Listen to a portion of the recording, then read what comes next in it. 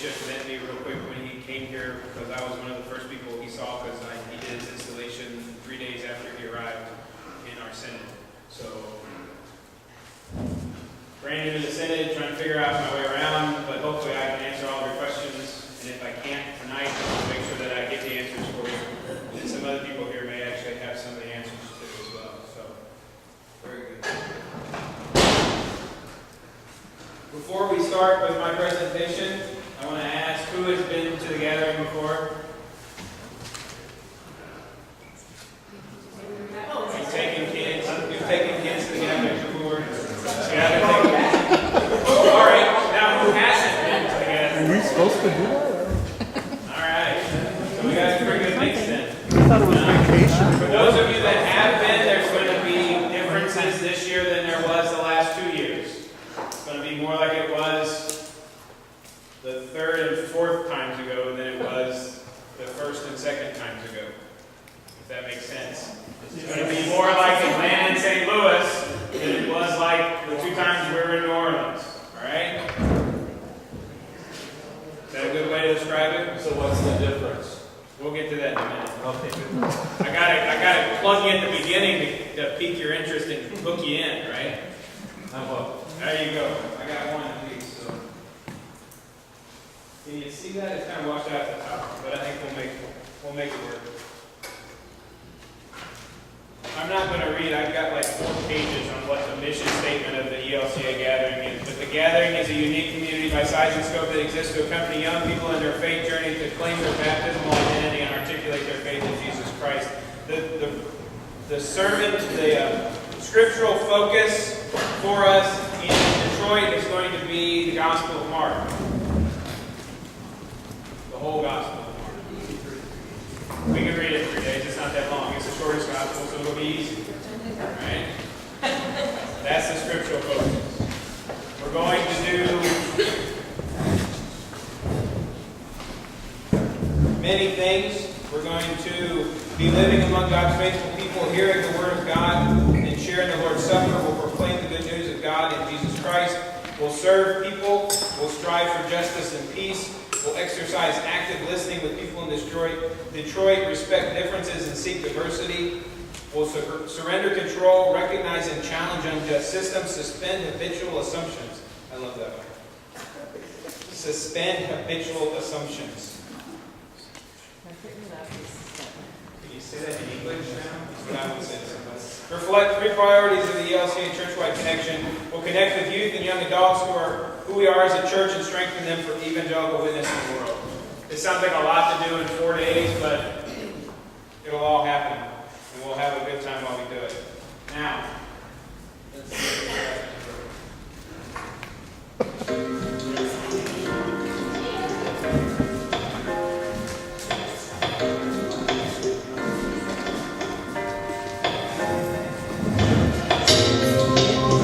Just so you know, our city may be broken, but we are not. The nation's hardworking people can't fix a broken city. It's nation's hardworking people are still in Detroit. Everywhere you go. And not because they couldn't get out. They're here because they stay. And we're here because we stay. These are our people. This is our home. We don't have time or the resources for business as usual. When God says, I'm doing a new thing, We say yes and amen and amen. when we lack the resources, we make up the creativity. Encourage and collaboration. That's not big, no. Widening the circle of God's grace. Searching for God's kingdom and righteousness. Every day. Right where we are.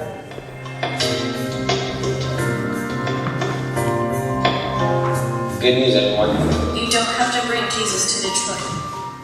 Jesus is already here with mercy for the poor. In the middle class, And the rich. Meeting us where we are. not what we're supposed to Loving all, serving all, redeeming all. Because that's who Jesus is, and that's what Jesus does. be. So that's who we want to be. That's what we want to do.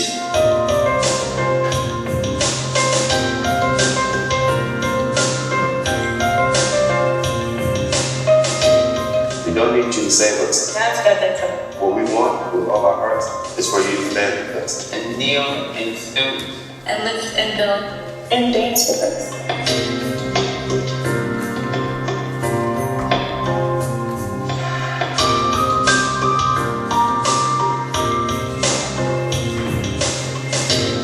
but to believe we're all in this together to build bridges and bear burdens, and bring hope together. learning from each other. We all have a lot to learn. We like to believe we live together. And if we die together. And when we rise together.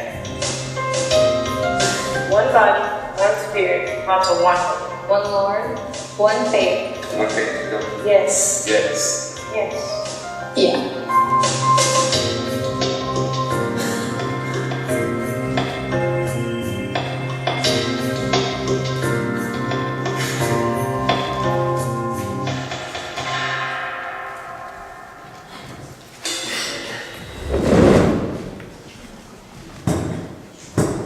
Alright, the design of the gathering is put together in three major components: proclaim community, proclaim justice, and proclaim story. Proclaim community. We're going to act in ways that reflect God's value for everybody engaging one another's story. We'll recognize the presence of God in all relationships. It's one of the things I've watched that video now, I don't know how many hundreds of times, but one of the lines I love best is, you don't have to come here to save us, God's already got that under control. We're going to go there and proclaim that we're all together in this together, right? It's about all of us together. Now, we're not going to Detroit to save Detroit. We're going to Detroit to proclaim God in amongst people who already have God there with them. We will proclaim justice. This is our service day. We'll live boldly in the face of injustice and crisis. Evidence of the living body of Christ includes participants will engage in Detroit's unique story of tenancy and hopefulness. Participants will see God at work through transformative experience of accompaniment. Participants will return home seeing themselves as agents of change in their own communities and in the world in life-giving ways. We'll get care and community. We'll get cultural immersions. There'll be education. There'll be instances of environmental sustainability. Food and food justice and housing will be specific areas of focus, but we don't really know what we're doing yet for service. At least I have not been told yet. I don't know if anyone else here has heard. It's not really been completely worked out to the point where they're telling anybody yet. But it'll be like New Orleans, where we will be doing something hands-on in service in some way or other. And if at any point I'm talking and you have a question, ask it. Don't wait till the end because you'll forget it. You'll be like me and you'll be like, oh, I had something important I needed to ask. So when we were in New Orleans the last time, the first time it was like the justice of going out and doing and hands-on. And the second time it seemed like there was components that were more like breaking down cultural walls. Will the cultural wall, like will it be hands-on? Like we tell the kids, you're going to go down and do service? Will it be that way, or should we prepare them that it could be breaking down cultural walls? I think you need to prepare them that it could be either or. Okay. If your kids are worried about not having physical work service type stuff that is tangible, I found the best way to remedy that is do service on your way there. And so if you're riding on a bus, putting a stop somewhere, or do a service project, my group, the bus we're going to take is going to go up and stop at Marquette. I have some service projects planned there. Then we're going to go down to Detroit, and then we'll come back around on the way back. But that way, no matter what type of service projects our group gets, they still have a hands-on service experience throughout this whole ordeal. And I think so too is explaining it. Like my congregation in Texas, our first, in 2009, my service project was to go to Millett's and have lunch, to go to a hotel and have a Bible study, and then go to the Civil War Museum. Part of that was Millett's lost 70% of its income post-Katrina. So sometimes serving is eating a meal. But on top of that, Millett's was a slave auction house in the 1800s. So there was a piece there.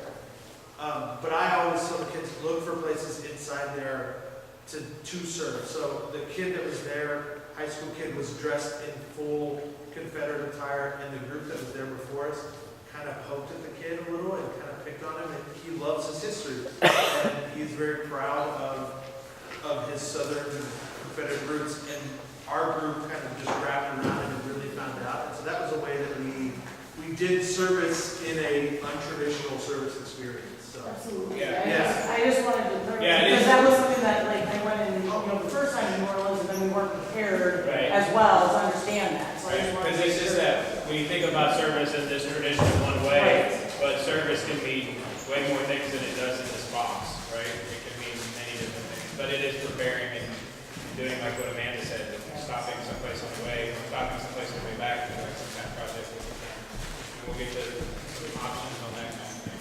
Proclaim story. This is our Synod Day. You want to talk about that? It's our Synod Day. That's pretty much. My name is Chris Madrick. I'm the Youth and Family Ministry Director at Redeemer in Plymouth.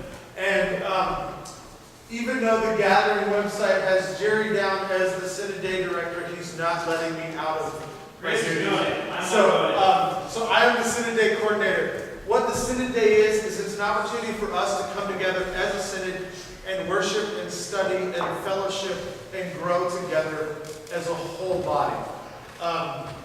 And so in that time, more than likely we'll probably be meeting somewhere in the Kobo. I think that's where they're hoping to have a meeting, which the Kobo is a large space, which we'll chat about. We'll chat about a little bit.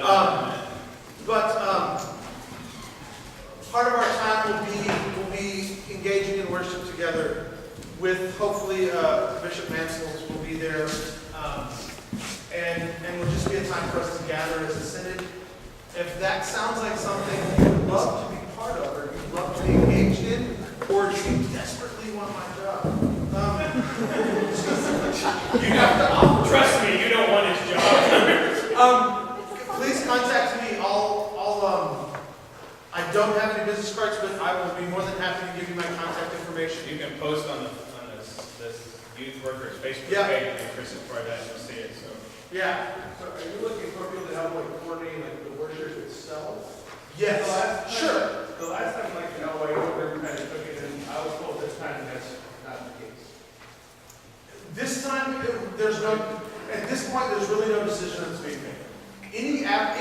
Any intersection is an open intersection at this point. why?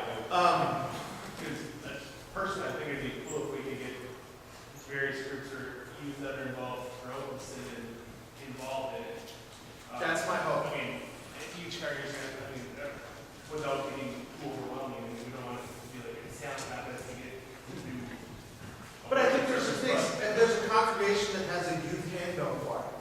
Right. Why not highlight that? Or if there's a congregation that does drama or puppets, why not highlight that? One of the things that I personally am very kind of pumped about is trying to figure out how we can get Crossways to be more engaged in that event. It goes multiple ways. It gets kids in churches that may not be familiar with Crossways. It gets them a way to be familiar.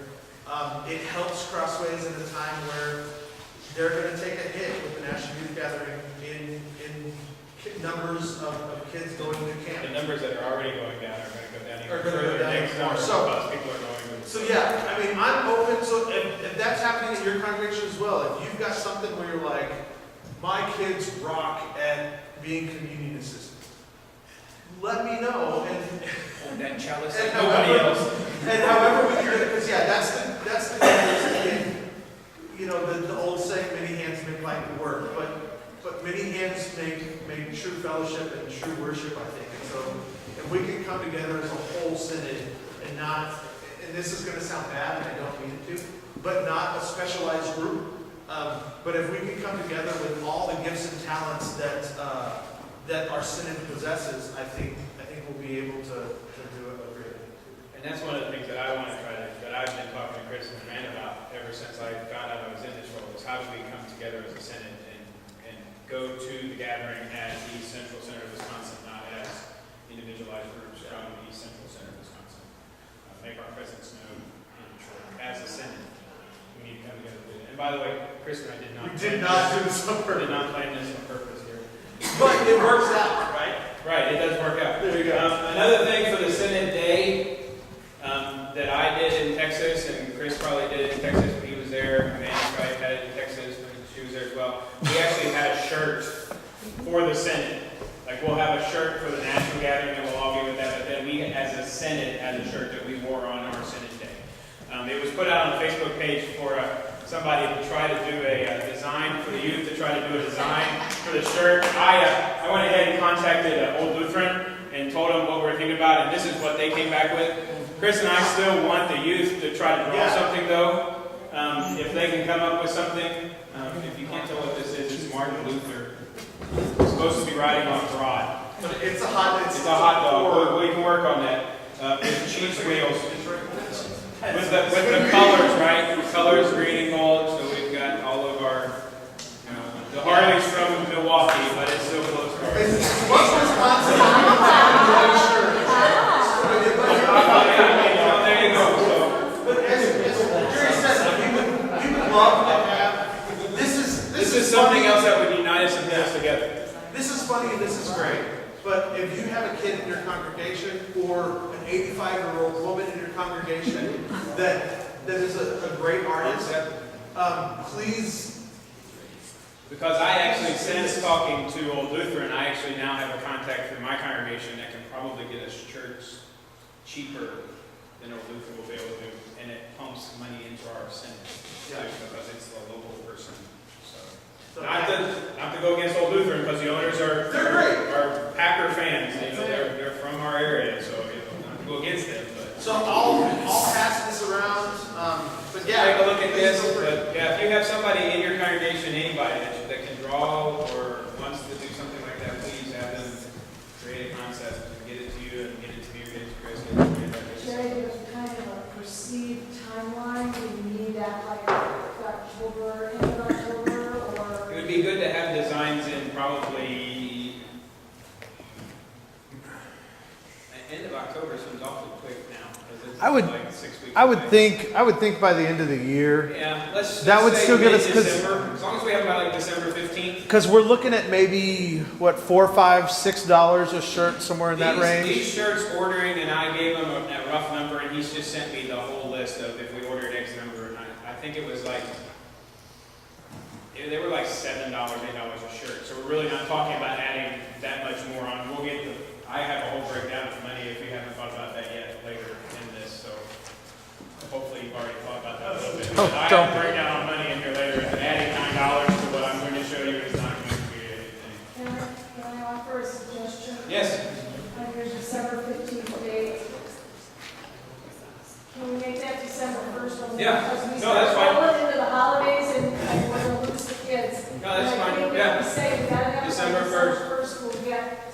And then we even get, and then we're all still Lutheran, so we believe in grace, so we can know that. So, somebody turns one in later, it'll still be okay.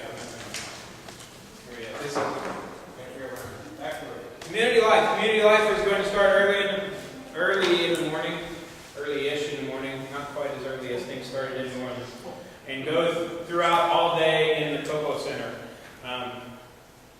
It's also going to be happening, from my understanding, at each hotel where there are people living for them. There will be smaller events. There'll be smaller kind of worship type things. So you won't have where like New Orleans you had like 9 hotels and those were like the community life hubs. Now every hotel will have some element of community life. And the Cobo Center will be the community life hub. That's where everyone will get brought to. That's where you'll leave for your Justice Day. That's really the main It's going to be place. open from real early in the morning till real late at night. I'm going to play you right here for you. What's community life? What exactly is it? It's living out our faith. What you do in community life? Yeah, I don't know what they're planning to do. It varies They have from dances, yeah. and worship, and I mean, if they do the stuff like I would consider the stuff we did in the, I don't remember what building it was in New Orleans where they had the open center, the resource center. There was the Habitat for Humanity building there. There was the Water to Thrive. That's the interaction center is the proclaimed community element. Community life is things like labyrinths, worship, the smaller worship sites. Sometimes a lot of it in New Orleans happened after the gathering, so that's where like They're going to be running movies. yeah, there'd be movies. There's all kinds of Just small spaces for people to gather. Go there. in the big convention center. No, in the hotels, they have like the bouncy Oh, okay. centers and Yeah. tricycle contests and. They had like things Yeah. like that are going to happen out in the hotels as well. Yeah. I mean, smaller worship services for your hotel space. And I asked this because I worked community life for the national gathering, so, I mean, if you know what community life was before, it's not gonna be like that. Yeah. It's gonna be, I mean, so like in New Orleans, in that one hotel, there were 7 ballrooms, 7 levels of ballrooms that had stuff going on. Everything from a 3,000 person concert with, Peter I to, sumo wrestling to whatever. That's not gonna be the case. And so, I mean, that's just something to get your mind around is the fact that it's not going to, that stuff is not going to be happening in the same way. Yeah. It's going to be, but every hotel is going There will to be things happening, just not the same way it happened My- before. Right. My understanding is the big concerts and stuff, those are going to be happening in the Kobo, and the more smaller, intimate morning worship with communion, morning prayer, those sorts of things are going to be happening in the hotels. I think the push is really to get you to the Kobo and interact in that space as a whole community. But they have this stuff in each of the individualized hotels because of the spacing and the way things are going to happen. That's another thing. Once we get done with this, I'm going to talk a little bit about spacing of hotels and stuff like that. But the mass gathering happens at Ford Field. Ford Field will be open, unlike in the past couple of years where it was you were assigned a day to get in early. Ford Field is going to be open early for people to go in, have dinner, relax as a group to get in that space. It's not going to be, I don't know how they're going to do floor assigning, anything like that, but I do know that the center itself, Ford Field itself, is going to be open earlier in the day so groups can go there as their afternoon wraps up to go there and have dinner before the mass gathering. Is that where you're talking like Detroit's going to be more like St. Louis or San Antonio than New Orleans? That's what I remember. Like that, but those more cathedrals. Yeah, I can't have They have set aside for like what?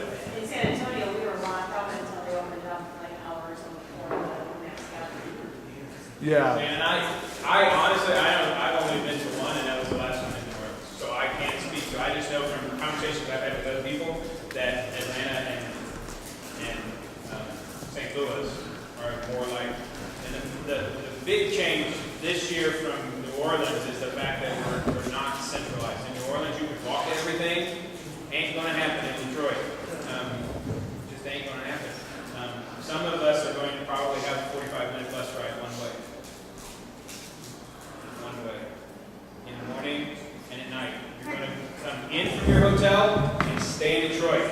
And you're going to go to your hotel when you're ready to go to bed. Yeah. There's not really going to be any going back in the afternoon for a nap. Actually, I had one leader ask me, how am I going to get my afternoon nap? Because they're going to find somebody you trust to watch you while you sleep. It also makes up, I've talked to a couple leaders, some groups I know like to help their group save money by buying food and keeping food in their refrigerators or coolers in their hotels. It's going to be a little rough to do that one this year, so you're going to have to rethink some of those ideas. But it's good to know these things ahead of time. I mean, some of Detroit has hotels that are much more spread out in the suburbs that they're going to have to actually bus people in every morning and back out again. That's why there's going to be localized community life in each one of the hotels, because you may have to leave from Ford Field to go to your hotel, take a bus ride, and then have to Then maybe you're reading this. Are they going to be trying to do like where the city is in one hotel or a cluster of hotels again, or is it going to be we're going to be also? My understanding is they're going to houses where they can houses. Yeah. You're not necessarily going to be in the hotel with your same group, but if you want to, if you're talking to another congregation about going with them and sharing rooms with them, you need to register under one primary leader. One primary leader. You cannot register under multiple primary leaders for different congregations if those congregations want to be in rooms together. You got that? That makes sense? So is that, I'm just going to clarify, like, see if I'm going to travel and all of those congregations, they still register under the congregation on There is a so way. their identity, or is it There is register like with my group? under each individual. my understanding is under each individual, when you register an individual, there's a congregational ID number on each individual. Those individuals, however, though, get associated with whoever the primary leader is, and they get associated with that congregation, but they're still shown as going from their congregation. It's my understanding. I can double check on that if you want me to. Because that's one of the things I'd already looked into about scholarships. If some of you had applied for scholarships and gotten scholarships, the scholarships are actually linked to the congregational ID. So if you don't register as that congregation, then how does that money move over? I've already talked about that. Ours have been told me how that needs to happen. It's a lot of red tape, but it's not an easy thing in the computer system, but it's an easy thing to take care of once we get the communication and stuff going. Are scholarships still available? Scholarships are not available. I want to back up. One last thing with community life. Have you shared the video of the Google Hangout with Charlie Roberts? Have you shared that with the group? I think that was on I think I shared it on the. Did I share that on Facebook? The Google Hangout. Yeah. Yeah, I think it's on our Synod it's on our Synod Facebook page. The youth Facebook. Yeah, the youth Facebook page. So if you're not a member there, I think it's an open group. If not, Mo lets anybody in. Mo lets anybody in, but we can put Here's it an out open there. gate. I'll see if I can find it. I don't know where we're gonna. For those of you that aren't aware, we're actually videotaping tonight's meeting. For those, because there were several people that said they couldn't be here tonight, so we're trying to figure out a way to make this available to them because I can give them my presentation, but the meat of what we're talking about tonight comes from your questions. So to have this is going to be posted at some point, someplace. I'm hoping on the Facebook page. I can probably post it on the Synod's website. Yeah. If I have access to that page, there actually is a page up on the Synod. For those of you who don't know, there's a page on the Synod's website, ECSW.org, and there's a picture of the poster on the front page. If you click on that, that takes you to a page that I've been trying to update on a regular basis with information about the gathering. So I can try to get it on that page, and I'll try to find that hangout and do a link to it off of that page as well. If not, I think the Hangout is in the Youth Ministry Network. The gathering link on the bar at the Youth Ministry, at the ELCA Youth Ministry Network, which is elcaymnet.org. There's a spot that says gathering link, and I believe it's there. If not, there's multiple ways we can get that to you. I know, I think I just saw it today. It's on the gathering Facebook. Yeah, it's on the Gathering Facebook page as well, along with the safety and security video. I think is also on there. This is actually Charlie Roberts' presentation, and so I put it out there for all the coordinators to use. So I just reversed it, do my own. So Charlie is an amazing man. That's all I have to say. So the gathering. Any questions on what we've said to this point? Buses, Coco, Ford.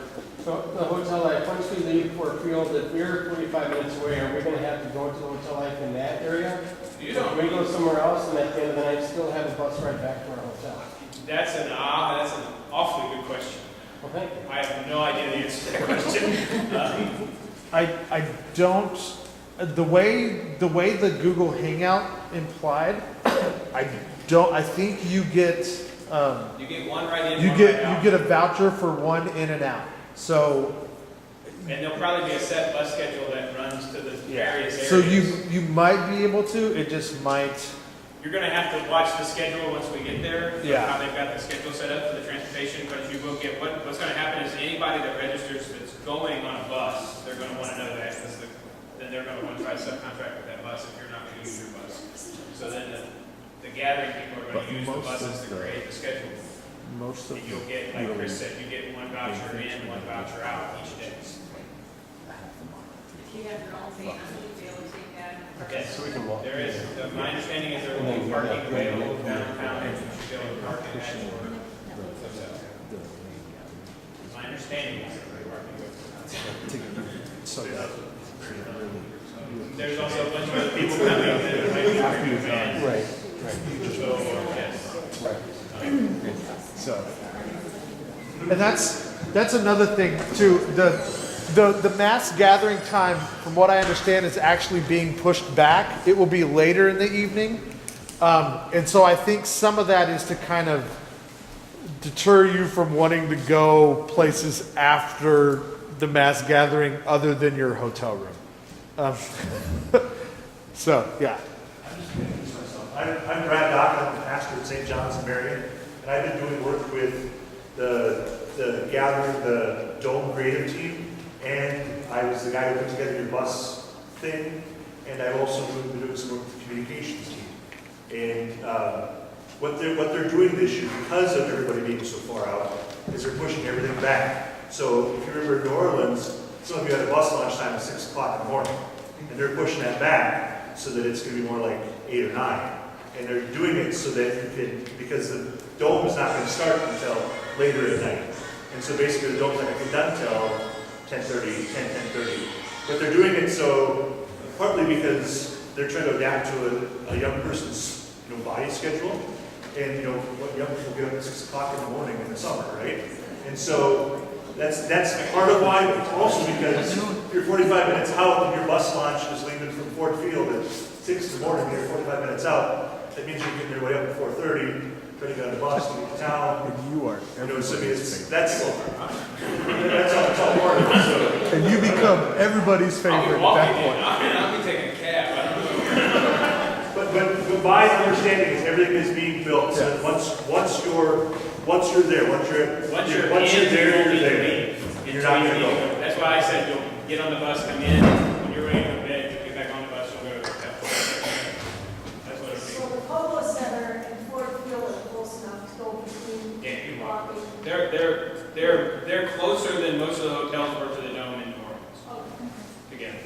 And there will be food and things available at Ford Field. They have food, they're gonna have the concession stands open. My understanding is they're gonna have the concession stands open at Ford Field, plus they're working on bringing in extra food trucks and extra stuff around to have enough food vendors there for everybody to be able to have food. They realize that it's not gonna be since you can't pack your lunch, there's gonna be a lot of people looking for food, so, yeah, the gathering people are working on it. Kobo will be the heart of the gathering. Everything will come to and go out of Kobo. That's where they're putting most of the food trucks. It's where they're putting that's where most of the community life. So that's really going to be the heart of the gathering. How close are Kobo and Ford Field? Is that a walkable? I'm trying to think off the top of my head, they're like 4 blocks. Oh, Yeah, it's so you extremely. can find one parking spot. When you're looking on a map, it's like Ford Field's over here and Kobo's down here. Yeah, they're going to have from what I understood, they're going to have a spot for parking somewhere. So parking might be handled more like San Antonio, where there's a spot at the Dome where you may park, and then walk from there. So the gathering actually runs July 12th through the 19th. The 12th through the 15th is the Definitely Able Youth Leadership event and the Multicultural Youth Leadership event. And then the actual gathering that most of us will be going to is the 15th through the 19th. This is probably something you guys already know, but we'll go over it. Youth participants need to be currently in grades 8 through 12. Those graduating next May can still come. Adult participants need to be at least 21 years old. You can be 19 though and volunteer if there's still spaces available for volunteers. There are. Or there are? Okay. I hadn't seen numbers in a while. I just know that a couple of them were getting close. I think each of the 3 groups had a 300 cap. And none of them have cap. Okay. The youth ratio, I don't know if you can see that, recommended is 1 adult and 5 every 5 youth. Required is 1 adult every 9 youth. So if you've got 10 youth going, you need to have at least 2 adults. If you've got 11 youth going, you can probably get away with 2 adults.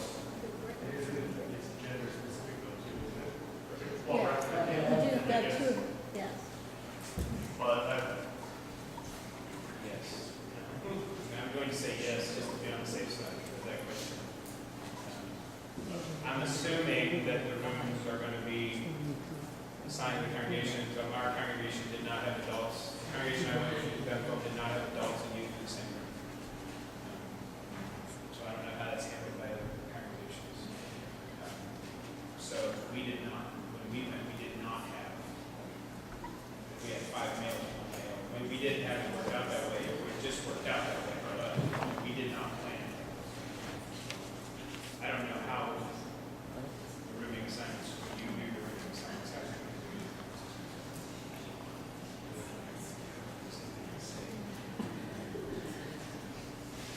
They encourage one adult. I was just reading the gathering information.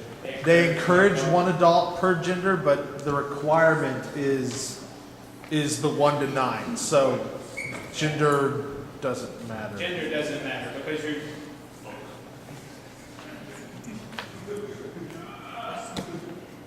There's quite a few handouts on this. I'm not going to talk a lot about this. I think you guys understand the difference between having a chaperone and an adult leader. The adults that are going are not really chaperones. They're supposed to be members of the community and participating just as well as the kids do in the event, right? Some of you know me and know me as a big kid already. You have no idea that you haven't seen me on one of these things. So I'm worse than some of our 8th graders. So I need an adult chaperone just for me. So you need leaders, not chaplains. And there's most of those handouts deal with this. Registration is actually available online today. Not to actually register, but soft registration is available now. And there's actually, as of 3 o'clock this afternoon, there was already 100 people registered. Or in the system. So you can go online right now and put in information, all of your information, and the only thing you can't do is put this in that button yet for the registration. Yeah, we're close. So the fees for registration is $325 for the program. $150 of that is a non-refundable deposit that's due per person, regardless of whether or not you got a scholarship or not. Your congregation will, if your congregation is sending 10, I'm just going to use mine off the top of my head, 12. We have 10 youth and 2 adults going. We have 4 scholarships. When we push the register button on October 15th, we will be sent a bill, or we will be expected to send in, it'll tell us at the end there, we will be expected to send in $150 for each one of those 12 people, even though 5 of them don't have to pay anything for their registration fee. Okay? You still have to pay the $150 deposit for that person. Questions on that? How do you find out if you have scholarships? If you applied for the scholarships, you should have received an email. If you didn't receive an email, get with me afterwards and send me an email, and I will send an email to somebody to find out what's going on. I know. We received something. We already got an email back. We got an email back, like the day that the scholarships closed. We got an email back. I left it up to the students to apply if they feel. Okay. And the financial piece closed. When did the scholarships? July. Middle of July. July 15th. Everything is on the 15th. You haven't figured that out yet. Everything is on the 15th for the gathering. When does registration close? Registration officially closes May 15th, 2015. Price goes up January 15th, 2015. It goes up from $325 per person to $375 per person. And that $325 is just the registration fee for the event. It doesn't include your hotel. Are they putting a cap on registration? I have not heard Some that. years they've talked about like 38,000 and go capping. I have not heard that. Keep going on number 40,000. 40,000 is the number. I keep hearing 30 and 40, but I have not heard that there's a cap. I mean, there'd be one I can. I was just curious.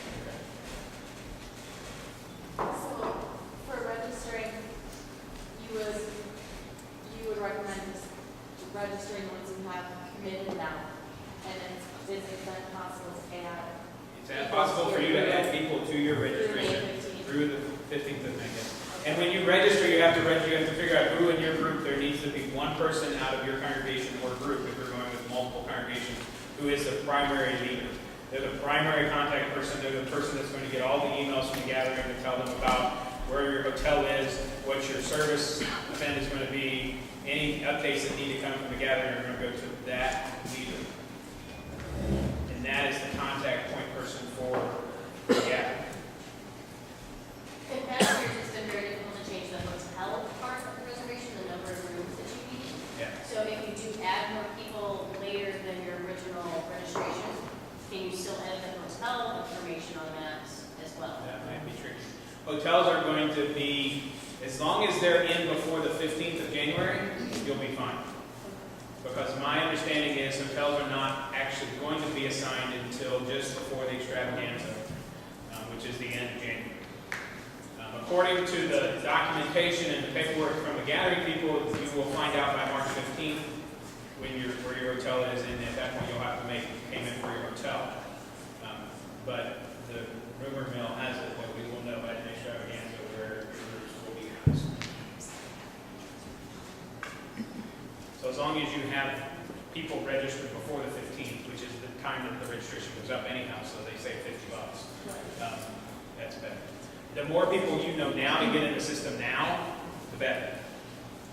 So it's just kind of a logistical headache if Yeah. you don't have a firm. If you don't have a firm number and then you add 4 people, like if you register 8 people now, let's say, and then you register 4 more people later, yeah, that could be a headache on if it's after the hotels have been assigned.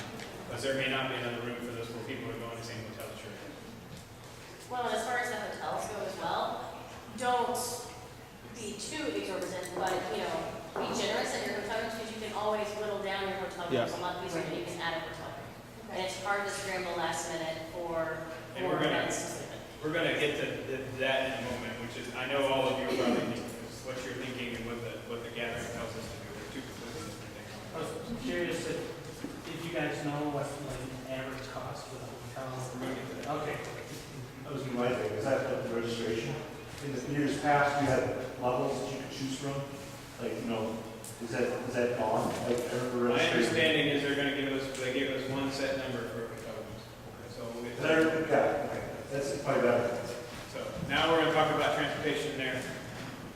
Or should we go to the hotel room? Everybody's asking about the hotel room. Let me see if I can. What is it here? Hotels throughout the city and the suburbs of Detroit, they're telling you the budget, and this number is higher than what you'll see actually, Chris, if you look at that number. Yeah. I bumped this number up. One, because I like to give my congregations, when I do things like this, higher numbers, so when they come in lower, I look like a hero. No, I like to give higher numbers because then when the cost is lower, parents are a little bit easier with it, right? Yeah. So plus it gives us with budgeting, we know that the budget number is going to be high. So when we shoot for that budget number and we get it, then we're doing good. $150 per room per night with 2 to 4 people per room. The gathering is telling you to put 2 people to a room. So when you do your budget, it's $75 per person per night per hotel. Which in my mind is a double whammy. If I'm telling parents it's $150 a night for a hotel room, I know I'm going to put 4 people in that hotel room. 4 kids. Right? If you can. If I can. If I get 2 double beds, I'm putting 4 kids in that room. Period. Because then that makes the cost for their room $75 for 2 nights. Right?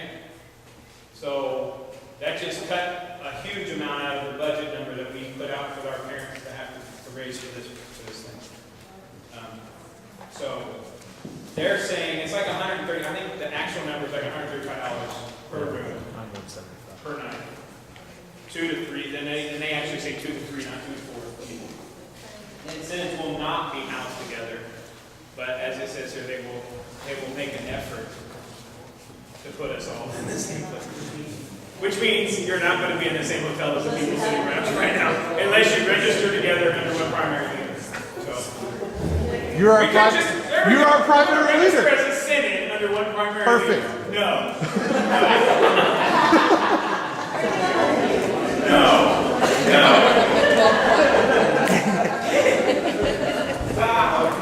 I thought we had it. Good job. Good job. There's still time. So let's go back to this. Yeah. We talked about hotels. Hotels are, before I go back to this, somebody have a question on the hotels. $150 a night. You said actual flood is 135. Well, the budget number that they said was 135, so it actually could be even be less than that. Because I threw out $1,000 per person for the whole trip, and I have a lot of parents going, nope, I don't. Just sad. That is sad, because it's not really, it really wouldn't be that hard to get to that number for creative.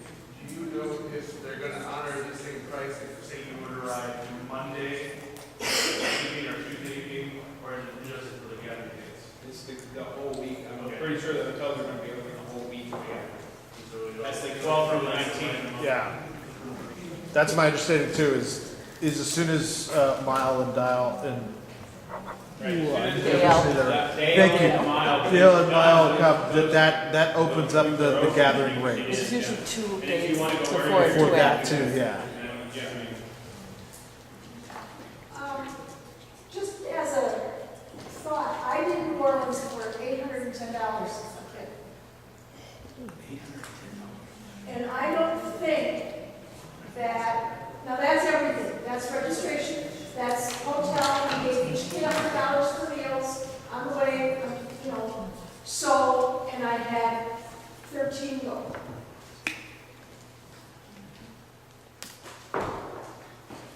She's blowing my numbers that I have later. Yeah, that's awesome. That's awesome. It, Here, do you want to teach the rest of us? You want to set up a seminar and teach the rest of us? no, we didn't. Well, I'll give you this caveat. Because I was on a bus with 4 other churches from our synod, and we drove all night and drove straight through. And I'm not going to do that this time because I think it's too important. For some of my kids, this will be the only time they'll get out of the state of Wisconsin. We're going to see some things and we're going to do some things. So I'm figuring actual transportation costs are going to be less than all the way to New Orleans, so I've got some money to play with. But we did it for $110, so I don't want to scare you off, but I think $1,000 a piece to Detroit is probably a little high, and we can get some of those folks back.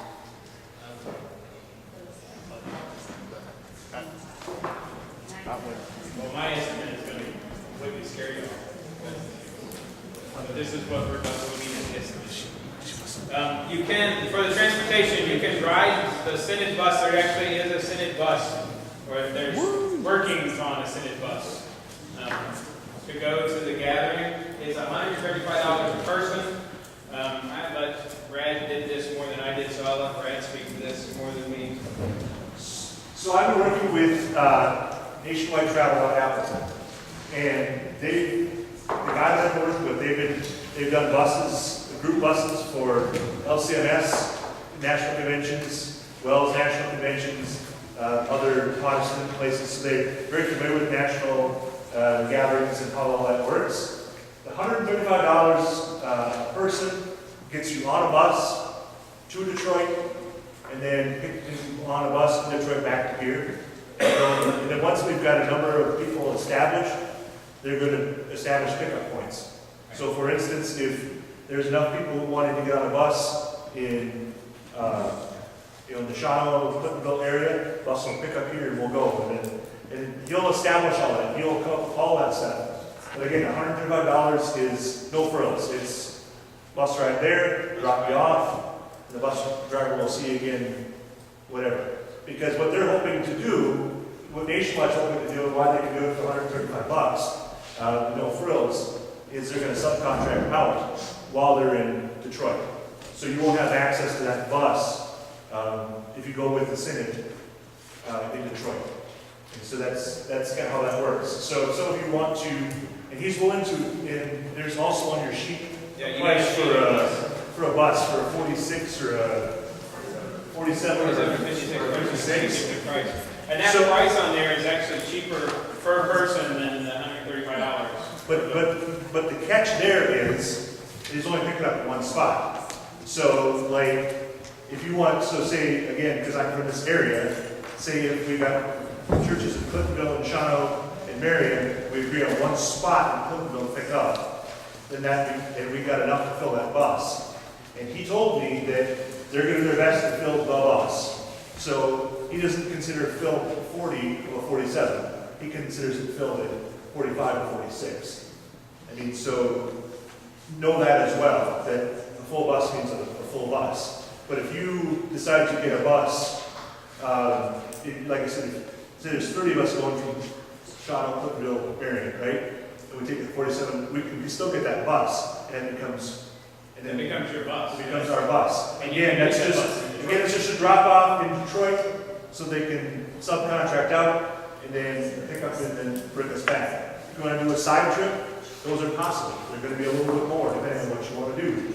I mean, your trip to Marquette and all around, I mean, it's gonna obviously be a lot more, it's gonna be more days. And so, I mean, he's open, like the example that I gave him was stopping at Six Flags outside Chicago, right?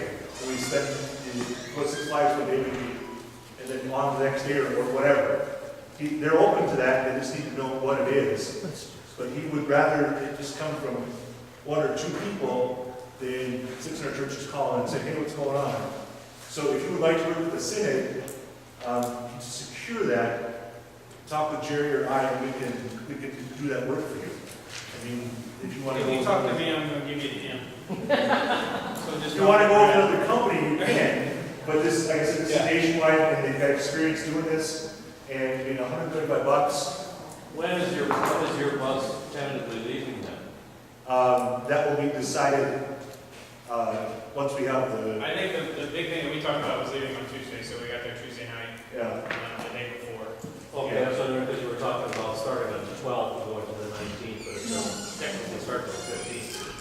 Technically, it starts on the 15th, and we would leave on the 14th. Okay. We leave early on the 14th. Because it's about It's an 8-hour drive. Because we figured it's a 9.5 hour bus ride. It's without, I mean, and that's stopping when you need. That's stopping. And, So the and, bus again, driver can make it from here to Detroit. One bus driver can make it from here to Detroit at any hour. and the gentleman at Nationwide has figured all that out.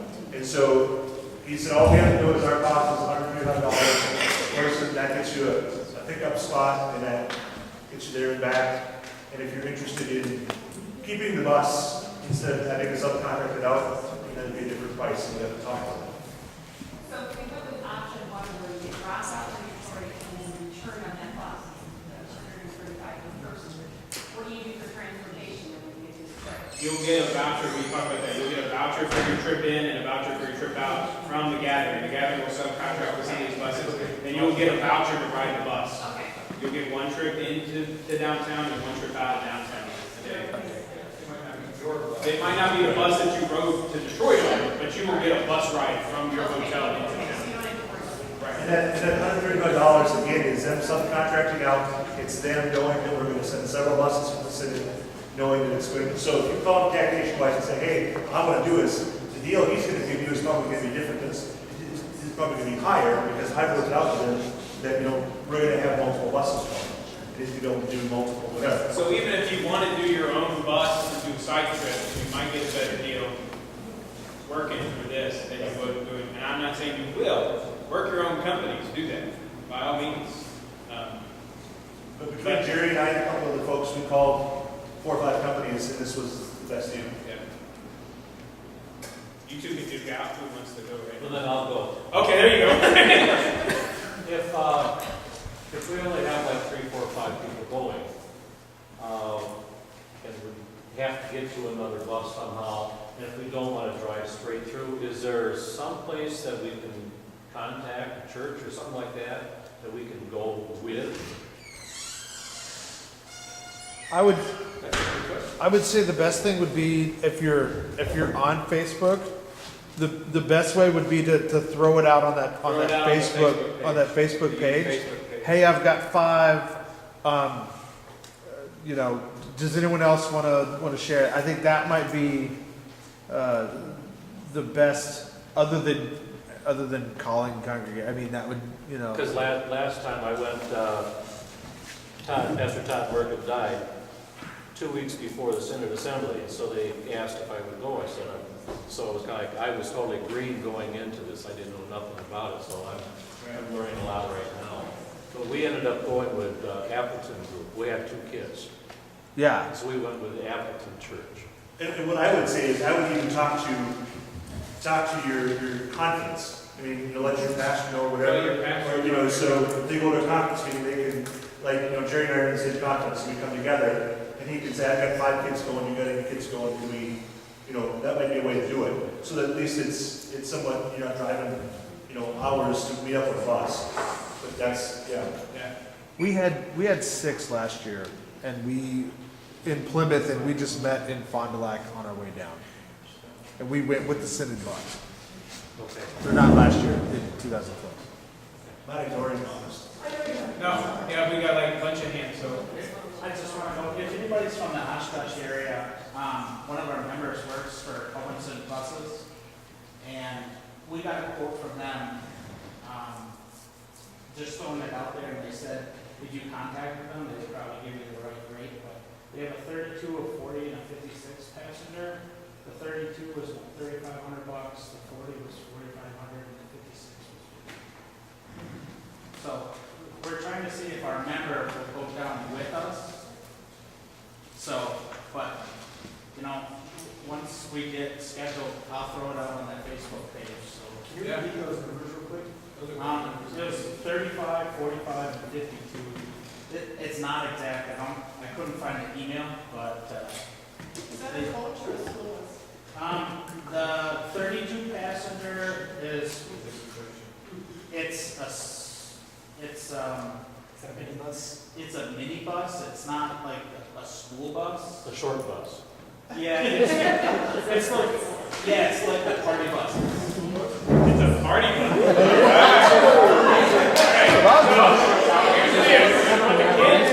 Nationwide bus.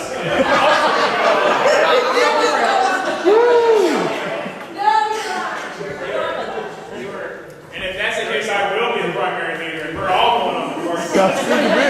And I feel sorry for the adults that aren't here, because they're stuck on the buses again. Oh, wait, this is being recorded. We can edit that out. We can edit that part. Yeah, we can edit that out. Okay. So that's what we're trying to get our members of. Yeah, that might actually be better than but I don't know. Well, right, if we could do that, I mean, and I'm not, by no means. We're not tied by any means to Yeah. these numbers. These were just numbers that we were trying to pull together. Right. To give people options. So. And because you talk to a member who works for I talked to a guy who works for Nationwide, and that's how I was able to get the price that I got. Yep. And so, you know, and maybe we called, I know we called Combustion, and that was not the price that we got. I mean, the lowest price that I got, or between the three of us, was what we presented to Nationwide. Okay. So, now, your question, was the answer? No, that's not that, and it's I think related to a question that happened behind me. Since we have so many first timers here, can somebody explain the daily group and the first two that happened on the 12th? Because after you went through that, then somebody said, are we going on the 12th or going on the 15th? When I was a first timer for New Orleans, I didn't get it either. So can we talk about what those earlier meetings are? Sure. The Definitely Able Youth Leadership Event is a leadership development event designed to bless and empower young people who live with a wide range of physical, cognitive, and emotional disabilities, so they might grow as faithful, wise, and courageous witnesses in God's church and world. The event also offers time for participants and their caregivers to acclimate and orient themselves to the city of Detroit before the gathering begins. That's the Definitely Able Youth Leadership for physical, cognitive, and emotional disability. The Multicultural Youth Leadership event is designed to empower young leaders of color for the ELCA's mission in the world. It takes place just before the gathering, and there's an additional registration fee to attend. The Multicultural Youth Leadership event is specifically for high school youth and adults from communities of color and/or communities whose primary language is that other than English. Congregations who have 20% or more of young people of color and or those of primary language that is other than English are also invited to attend this. So the majority of us will go from the 15th to the 19th, Right. unless we want to do a freestyle or Right. something like that. Right. If we have someone that fits into either of those categories, we may want to do more research and investigation. And they can Send it register to and go our- early. Right. Thank you. Two logistic questions. You said tentatively leaving, it would be Tuesday the 14th, arriving Tuesday night. Am I correct in assuming that the return trip we're looking at doing on the 20th, That's the 19th. Or the Return trip was the 19th. Okay. Right after the event's over, we're on the bus. Yeah, it'll be. Okay, I don't know when. Because the 19th is a Sunday. So we depart Sunday. We depart Sunday lunchtime. Okay. Yeah, because the worst everything will be done by noon. Yeah. Okay, and so arriving home. 9, 10. 9 to 10 o'clock at night. Okay. And the other piece that I want to share about the re-entry logistics, number two, And sorry. I had one other question on the logistics. stuff be for Synod busing and, like, is there a date that we need this all? We've kind of been gathering soft numbers on the we keep talking about the Facebook page, on the Facebook Right. page. If you're not on Facebook though, you can email me or Brad with those, and I'll figure out how to get my email. I didn't put my email address. Well, we're still gathering soft numbers too. Right. I don't think that we're going to lose this price for a while. I mean, and I bet you probably won't lose that price for a while. So I mean, we've got time to get part numbers in and get them. As we start getting closer, though, they might not have the buses for us if we don't have the numbers. He was talking like 6 months out. He wanted to start to have part numbers. If you're going to be riding the bus, we should probably be doing something like end of November, middle of December, having hard numbers of who's going to be on the bus. Some people have been talking to me about the bus and have even said maybe we do a deposit for the bus. So if you say you're going to be on the bus and then you jump from the bus, that doesn't make the rest of us have to pay more because there's people that are going to be on the bus that aren't going to be on the bus. There's also been discussions of for the bus having a separate covenant. They'll have to sign a covenant. All the youth and all the leaders have to sign a covenant when they're going to the gathering. There's going to be a separate covenant for the bus. I had no issues on the bus that I went on to New Orleans from Victoria, Texas. We weren't on the bus that long. It was a long bus ride, but it wasn't like you all had to New Orleans. But we had no problem because it was just our congregation. They didn't say anything. The adult leaders on the bus said, "Sit down and shut up." I've heard stories though from other people who are on buses with multiple congregations. So we're going to have a covenant just so everybody signs a piece of paper that says they know how they're going to act on the bus before they get on the bus. And that was something we had talked about. Once the pickup points are established, and so we know where they're picking people up, then we would look for 1 or 2 people to be on the bus, to be the buck stops here person. They designate a point of contact with the driver, so the driver knows who to talk to. Designate a point of contact between all of the groups. Because if we're going as a synod, we need to be in communication with each other, even as we're going. The one figure that I got, I just want to let you know that didn't cover his room. This does. This covers everything. This is a full inclusive price. Room, board, parking for the bus, everything. Because they're hoping to make their money. They're going to make their money off the subcontract. Our fees that we're paying to the Synod who's going to turn around. Yes. And so exactly. And so yeah, so that price that I gave you, that 135 it's everything. That's meals. And that's just something that we have to look at those prices and do the comparison of, because it's not going to be that hard to add a person into your hotel with the bus. So that's just putting them on your registration, talking to the people when we get the bus registration, when we get the hotel registration in March. You call a hotel and talk to them about getting a hotel for your bus driver. Good. Questions? Any more questions about buses? If you drive yourself, you can do your own transportation and figure that out. So you should be able to park for certain at your hotel, and there should be parking downtown for you to use. With the Synod Day, I'm contemplating on doing some kind of pre-gathering stuff with the aid of the Synod buses and other things. So if you are riding in the Synod bus, you don't have to worry about anything. It will be set up for you. If you're taking your own transportation or going as a large group, let me know so that I can make sure you're still in the loop, so you get the information. You can get some of the stuff. We're trying to set it up where the kids come into the Synod Day with an expectation of encountering God, of encountering one another, and of being wowed by the Spirit. So part of that is on the drive over, kind of preparing some things for that. So just wanted to throw that out as well. Yeah, and the other thing that we kind of talked about, I think the other thing that we wanted to try to do on the buses on the way there, we can't do some of the discipleship stuff too as well. Yeah. We're really trying to do this, the three of us, Amanda, Chris, and I are trying to keep this together as a cohesive group thing where we're all moving together to move to this. So we're going to be doing Synod Day stuff, discipleship stuff. That doesn't mean that they're not going to have time to just veg and chill on the buses either. They will do that, but everything's going to play nicely together.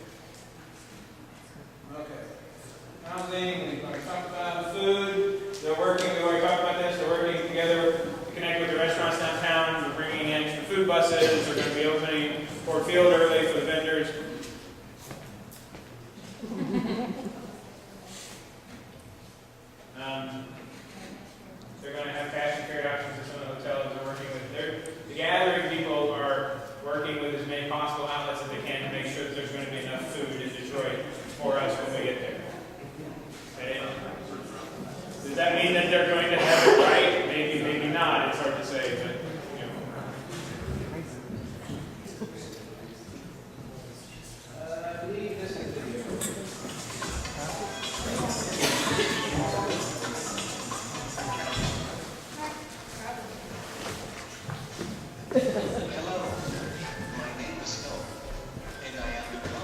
Celebrity spokesperson for the ELCA Youth Gathering in Detroit in the summer of 2015. And I'm standing here in the beautiful Kobo Center, where a lot of the gathering action is going to take place. We know that there is a slightly higher than normal level of nervousness about bringing the gathering to Detroit.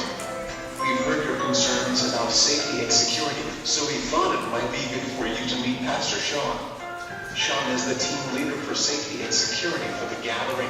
He leads the group that will make sure that all of our people are as safe and secure as possible while they're in Detroit. They do a fantastic job.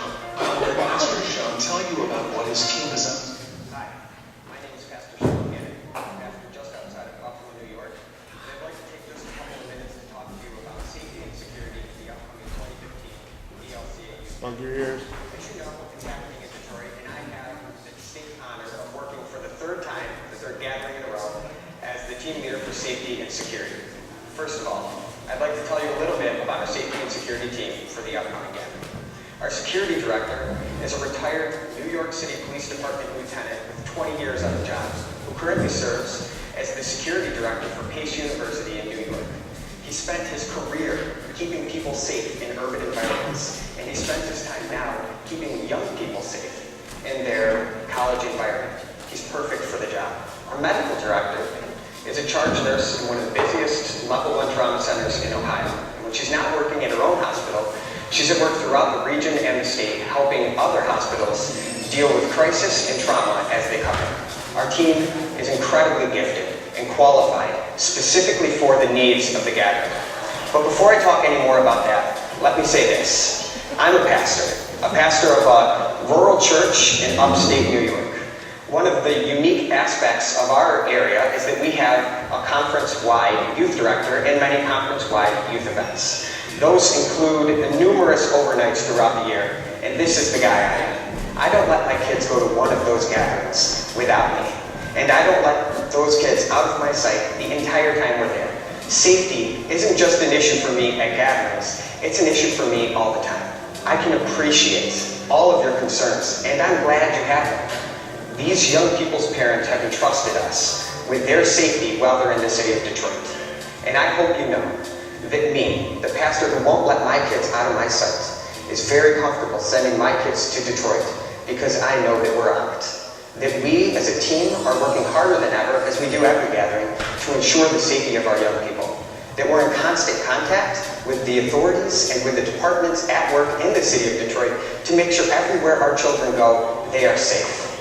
We're taking our kids to an urban environment, and inherently there are going to be some risks, but we are working to minimize those. If you have any questions or concerns in the months leading up to the gathering, please do not hesitate to contact us through social media or by calling the gathering phone number. We're here to answer all your questions, and we look forward to seeing you in Detroit.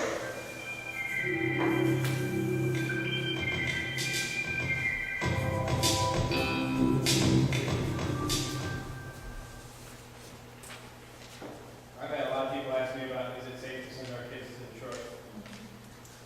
Is it safe to send our kids into Green Bay? Is it safe to send our kids out into Los Guanaco? You know, I don't think you're going to find anything in Detroit that you're not going to find in your own backyard. And you all know what to do with your kids anyhow when you take them places and how we deal with that. And they are working as hard as they can to make sure it's going to be as safe for us as possible.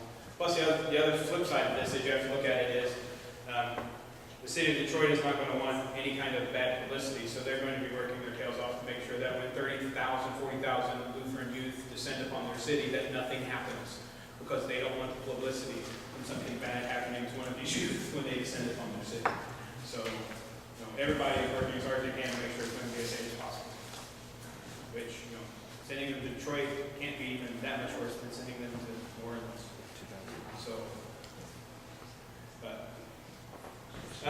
Volunteers, there are still positions, I was told tonight, there are still positions open for you to volunteer. On all three levels, I'm on the volunteer team this year. So there's one's open for the adults that are going, there's one's open for the servant companions that are young adults, and with your servant day, whatever that may be, there'll be young adults that accompany you and kind of are your shepherd for the day. And the community life volunteers too, they'll be hanging out in whatever community life turns out to be this year. So if you know someone between the ages of 19 and 105 that wants to volunteer to be at the gathering, they can click that link and fill out that application. You have to do a background check. It's a $75 fee for the background check. But as a volunteer, you get compensated. They pay for your registration. There's a $250 travel stipend. Plus you get fed the days that you work, the times that you work. So it's actually a pretty good deal. And you're right in the thick of everything that happens in the gathering. One of the things though that we did talk about though, if you're actually a community life person, you may not ever get to go to Ford Field. You may not ever get to go to the dome, depending upon what part of volunteering you're doing. But you're still going to have a good time being there as a volunteer. They try to rotate your schedule every day, so at least one of the days you can go to the dome for the mass gathering. So they work hard on that. Wendy, do all of those volunteers have to be there ahead of time? Or I have two kids that went to New Orleans that want to volunteer in the worst way, and they're aged out of being a participant. And they will be 19, so I'm okay there. Can I put them on my bus with me and get them down there? No, they have to be there for training. They have to be there early for training. Yeah, it's critical that they get training. But there are other people in the Synod I know that are going that want to carpool. Okay. So they wouldn't necessarily have to ride. Well, that's another thing that we could get out there on the Facebook page or get out there somehow. If we have people that are going as volunteers, there's no sense in 10 volunteers from the Synod driving cars over there, all of them individually, when they could easily go together. That's stewardship right there. That's what we need to be about. So, all right, here's my numbers.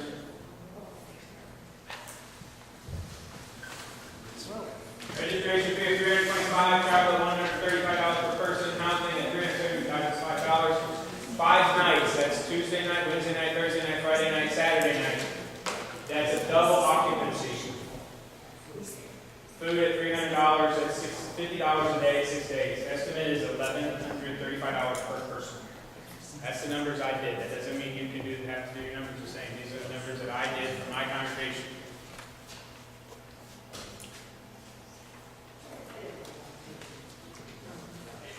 But if you look at the housing number, I've got it at double. Like I just said earlier, if I get a bunch of rooms that have twin beds in them, I'll put 4 people in those rooms, so that just cut that number in half. Maybe the $50 a day is high for food. I think the gathering people estimates tell you to budget 40. 30. 30? Some places it says 40. Some places else it might say 30. I mean, $30 a day isn't really that bad. The other thing you have to remember is your hotels probably aren't going to have breakfast. That doesn't mean that you can't go to a grocery store or take food with you for breakfast and have breakfast at your hotel before you go. One of the things that I do is I have a payment plan for my parents, and the last due date, the last payment is actually due after the event. And so part of that is $50 a day for food. Let's say it winds up that I only spend $35 a day on food.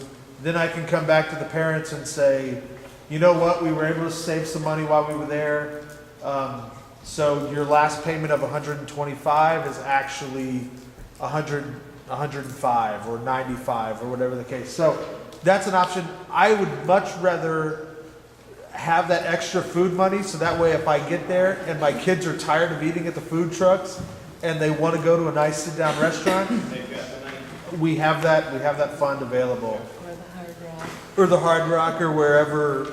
In New Orleans, I budgeted about around there, and we saved a ton of money by doing breakfast in our hotel room, like granola bars, that kind of stuff. Yeah. Going to grocery stores before we got into New Orleans, and then We saved a ton of money. The congregation I went to New Orleans, we did breakfast and lunch in our hotel room, and saved a bunch of money. But like I said, you can't do that in Detroit because you only get one ride in, one ride out, so you can't go back to your hotels to get lunch. So unless you bring stuff that's packable, you're not going to be able to do that.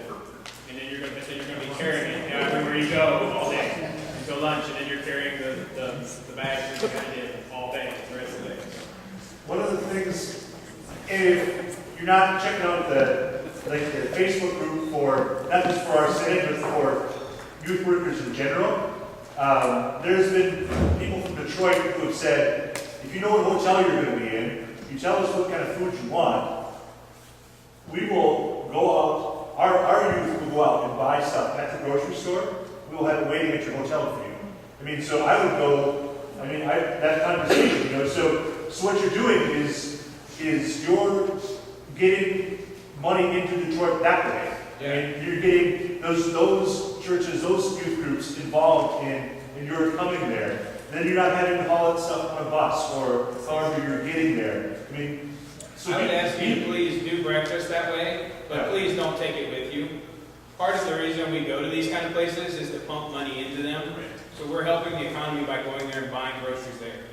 So yes, you might get a good deal on something here, but as much as you can, go and pump money into the city of Detroit. Please. But if you want to buy that stuff and you want, and it's a great way to do it because kids typically don't eat big breakfast. I mean, granola bars and stuff like that is plenty. But get in contact with the church and have them help you arrange that so that it was, again, you're building community. Right. Folks may never meet. So, questions on this? I put this together. We actually did this in our congregation, talk to the parents. These are things that we do that you can't do. We do a car show every year. We do rot stands every year. We do car watches. We do congregation dinner. One of the other congregations I talked about having shareholders where you have, Chris, I don't remember who I talked to for that idea, but you have people in the congregation that actually give a certain amount of money for a certain kid to go. And then there's things that are done by that kid, by that youth, back to that person who is a shareholder for that. And then if they give a certain amount of money, there's a dinner and there's other stuff that you can do along with that. I mean, there's great ways to do that. I have a friend who is now pastor in South Carolina who stood up. He used to be the pastor at Jacob's Porch in Ohio State. Stood up to the congregation that he was a member of and asked them point blank why they make the kids do fundraising every year for these kind of things, because everything else that you bring before the congregation is paid for. Why do we make our youth jump through hoops to get money to go to things like this? That congregation does no fundraising at all. Every year the gathering comes up, they figure out how many kids they've got, they write the check for it. Wouldn't it be great if every congregation would do that? But then the youth also go back and they talk about what they learned and what they did, and they do service projects in the congregations and talk about what they did and what they learned. It does also an anomaly in the ELCA. It's a bigger church. They have a huge number of members, so they have the budget to be able to do that. I was just going to say that shareholders and stockholders works really well. Yeah. Really well. But the other thing is it's free money, quick trip scripts program. I don't know if anybody knows about that. That's real easy. I mean, the mission trips that we did this year, we brought in almost $1,000 just from our scripts program. Yeah, we get 10% or 20% of the gift cards that you sell. Yeah. Another really good thing is to take advantage of Mission Investment Fund. They have a direct youth account, and you can put money into that. It doesn't earn a great deal, but it does earn. But the really nice thing is that they have a bank at the gathering where you can go and you can pull money out of that. So if you're a congregation that doesn't have a credit card, and you're going to be carrying around, or like the church, my congregation pays for all of our youth meals because I was a waiter who hated having 30 people come in and say, "Can I have separate checks?" And B, I don't want a group of kids to walk around with money in their pocket that I lost my $100 bill or I lost this, and then you have to deal with that. So it's just easy, but this way you can go to the mission investment site. You can get the money for the day. But that's another great option as well, to take advantage of that. We also had a group that sold a card to us, which I'm going to get more information about. But it's a discount card, so it doesn't cost any of the people that are on it any money.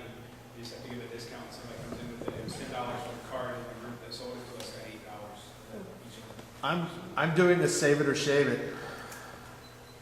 So, yeah. All right, you have to explain this. So I have had my beard since 2006.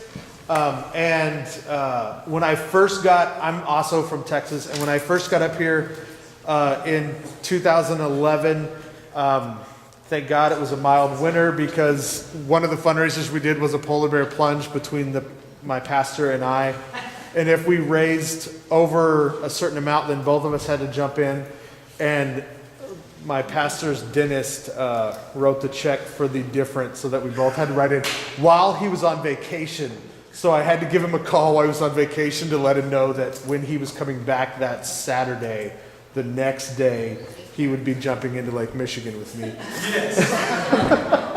But so this year we're doing a shave it or save it. So there'll be 2 jars. One jar will be save it, one jar will be shave it. And whichever jar has the most amount of money is what happens to my face. So and how long does that run? We're starting in January, and probably January, or probably just the month of January. So that's why I'm growing mine out, so that so I'm hoping for like 2-3 inches by the time January gets here. So that way it's extremely bushy. So that's a fun way to do things too. Huh? Oh yeah, pies would be. The last thing on your not the other idea is the parents' night out is the babysitting thing. Was brought up by my daughter. My daughter is actually going to the gathering with my congregation this year. But she brought up the idea and put it all together. It's a donation-based. Bring your kids to the church, have a night out as parents with kids. Once a month, but we have other adults there as well. So One of the things we do at our church for our kids to earn spending money is we auction them off. yeah. It's usually on Mother's Day, and some of these kids go for $15, $20, $25 an hour, and they have to work for 3 hours. Whatever this person wants them to do, whether it's raking their yard, cleaning windows, washing a car, whatever. But then that money goes directly to the kid that does the duty. Yeah, but it goes to the church. It goes to the church in an account just for them to use for their spending money. Okay.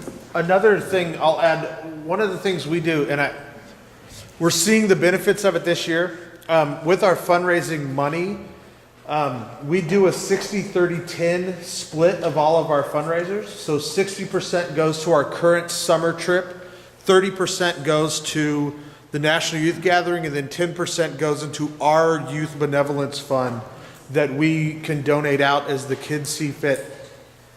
It's really, really cool. I started that in 2011 when I got here. We have about $2,000 that we need to fundraise. And right now we're almost at $1,200 in the National Youth Gathering Fund. So really this year we have to fundraise $800 to get to our goal. So anything we raise on top of that reduces the price that the kids have to pay. So that's another great way that you can fundraise for the National Youth Gathering over the 3 years, so it's not this daunting, if you've got 10 kids, you're looking at trying to fundraise 12 grand. This way you're spreading that out over a 3-year period. So it's a little bit easier. There's lots of ideas to do. One idea that also that has made a lot of money is drop off baskets, like silent auction baskets. Like at our church, we're having a concert December 6th. Johnny Diaz is going to be at St. John's in Marion, and we're going to have baskets that you can bid on a silent auction, and they're going to be available for the month of December to bid on. And then at the Christmas program, it'll be the final place to bid. And each person going responsible for putting together a basket that's worth a certain amount of money. Encourage, challenge, whatever your committees in your church to put together baskets. Other members of your congregation put together baskets, and wrap all that off. And it's not hard work. You make you can make pretty good money. One church that I was at, we did this. A lady really liked making pie. She loved making pie, and so her basket was a pie month for a year. I mean, that was what So whoever won the silent auction item, she got together with them, and so they laid out the schedule for a year, a pie a month. I mean, so find people in your congregation who can donate stuff like that, and baskets or movie theme baskets, or you've got somebody in your congregation who owns packer tickets, who might be willing to give them up for something. You can wrap, put those in a silent auction basket. And it's not a lot of work. You can make a lot of money doing it. Last time we were in New Orleans, they thought you were collecting offerings for the Wells campaign and books thing. Is there something like that going to be happening this time? I have not heard of anything yet. On the website, it has a short list right now. What they're probably gonna decide, and it was like through the ELCA World Hunger, but it's going for a similar thing to the Wells for booking, specifically for safe water. There's more details on the ELCA. There's still a lot of details yet to be released. Like there's a training for the Synod Day coordinators coming up here in October. November. Yeah. There's a training for the Synod coordinators coming up in January. Is there a training coming up for you guys anytime soon? January. So that's when we'll get some more released information. The timeline. Today is the opening of soft registration, meaning you can get online to the registration software, input all of your stuff. You can input all of your people now. So then when October 15th hits, all you gotta do is hit send or complete or register or whatever the magic button is. October 15th is the official opening of registration. January 15th is the end of early bird registration. The registration goes up $50. Late January is when housing is supposed to be assigned to all registered congregations. Prior to that, March 15th is when you'll get your information on your hotels, and when you'll get the information on how to start making payments on your hotels. You'll pay the hotels directly. And then May 15th is the last day for additions, subtractions, and registration officially closes, and all money is due. May 15th. Are you going to talk about registration this year? Because it's different.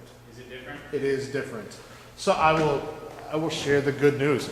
So registration this year is drastically different in that you are registering for the event in your hotel. You are no longer going to the convention center or the dome in order to register. Part of that is with all the hotels all over the place, and with it some being 45 minutes, to ask people to do that. So you will register with your community life person in your own hotel. Yeah, it's the first thing they had to do was get the payments to be done before the event, and so now they've freed it up to register. You'll get your wristbands in your hotel. You'll still get your bags and everything else at the Cobo or at Ford Field. I can't remember which one. But as far as your wristbands, that you're registered, that you're part of that, that's happening in your individual hotel, which is huge. Even I learned what work together as a team. There is another video. I'm not going to have you watch it because it's way later than I thought it was going to be at this point in time. The video is up online.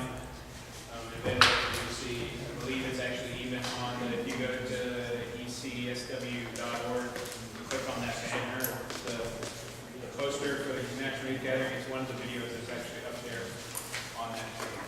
You watch the National Gathering Director talking about why we're going to Detroit. It's also on the ELCA website as well for the gathering. So here's some further links for you if you want to get to them. The gathering page, the Facebook gathering page, our Synod gathering page, forms that you'll need are off of the ELCA's website.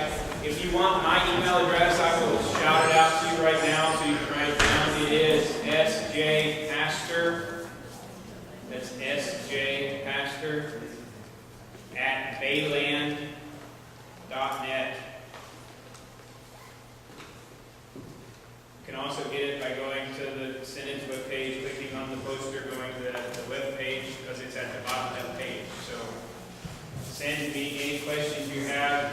If you asked a question tonight and you didn't see me write it down, which was very few of them, that you need for me to respond to and I didn't speak to you, please send me an email to remind me.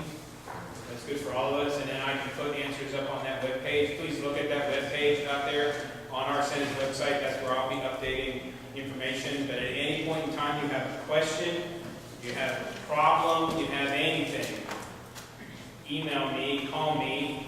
I'll give you my cell phone number. I'll give you my cell phone number. Ready? 920-609-8196. Email me, call me. If I don't know the answer to your question, I'll call Chris.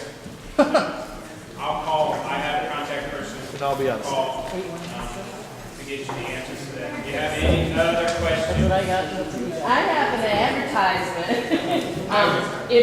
For those of you that don't know that the ELCA has a youth ministry network that does a terrific event every year called the Extravaganza. This year the Extravaganza is in Detroit. They will be giving tours of the city. There will be special learning events where you can learn more about the gathering. So if you want to get a preview of the city, go to the Extravaganza.